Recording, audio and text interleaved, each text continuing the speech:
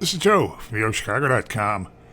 I'm headed to a tree-lined block in Lakeview East, just west of tennis, softball, and golf in Lincoln Park, a block east of the miles-long strip of bars, restaurants, and shops along Broadway, and a 10-minute walk from Wrigley Field for a walk through one of the apartments at Grace Shores.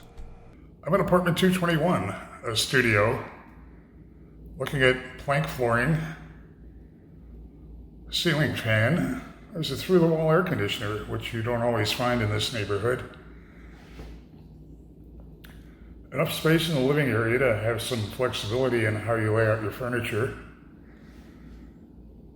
Apartment looks out over the parking. Have an L-shaped kitchen, granite counters. There's an undermount stainless steel sink, gooseneck faucet with a spray attachment, built-in microwave and dishwasher, 4-burner gas range. Overall, good cabinet and counter space. Looking at the front door to the apartment, it's a closet that would have been off to your right. And also off to the right is the entry to the bath. 2 closets flank the entry. One on the left has shelving. One on the right has hanging space.